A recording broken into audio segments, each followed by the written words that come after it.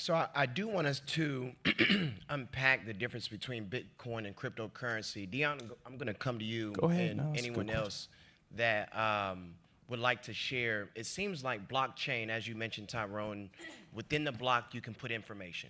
It doesn't matter what that information is. It could be a will, it could be a song, right? It could Yep. be so. Can you share some of the application of Bitcoin that folks could be familiar with on some of the best use cases outside of finances? Oh, that was for me? Alley-oop, baby. Yes, sir. I thought you were looking at him. I want to make sure I did internalize that correctly. So what are some of the use cases of Bitcoin? Blockchain technology. Blockchain technology, yeah. Well, so Tyrone started to get into it, right? So imagine, obviously he talked about wills, but if you have a house, right? So titles and deeds and things of that nature, anything that you want to have a record, a proof, something that cannot be corrupted, there's an opportunity to put that on the blockchain.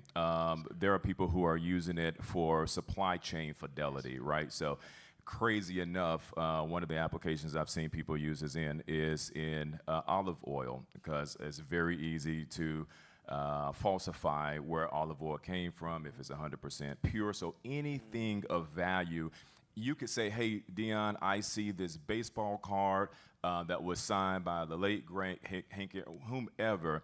I would love to buy that from you for $25,000. You really have to extend a lot of trust. There are some things that exist out there that might help in verifying that, but again, it only goes as far as you're willing to lend trust to that institution or to that person.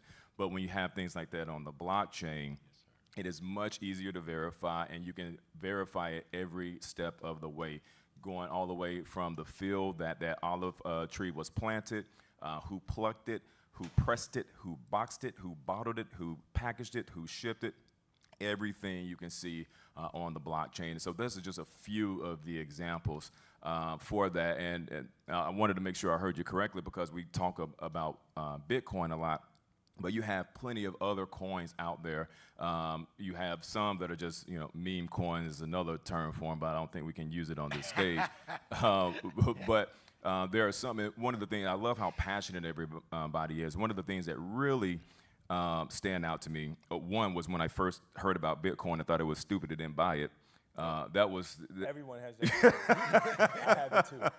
It's not too late. It's not too late. I got a lot of it now, but yeah, I missed out on a bit. But it was a Bitcoin. I'm sorry, a crypto, and they use this entirely novel process that eliminated fees.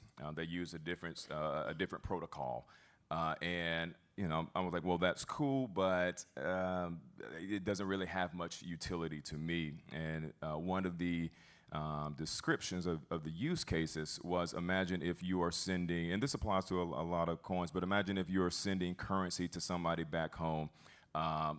Whether that is in South Africa, it doesn't matter where it is, but if you imagine a place where it has a tremendously devalued currency, if you send them $100 and you have to give 30 of those away in fees, that is to us, that might be, the cost of doing business, but to them back home or wherever you're sending it, that represents a significant financial hit just by going through the act of sending somebody money. And so this particular coin is called, I think it's called, oh my gosh, Zero or Zeno now. It used to be Ray Blocks. But anyway, but that was a particular unique use case to me that really opened my eyes to the potential and to the value of having something like this that wasn't tied to a traditional financial system. Excellent. Thank you for that use case. It's very helpful.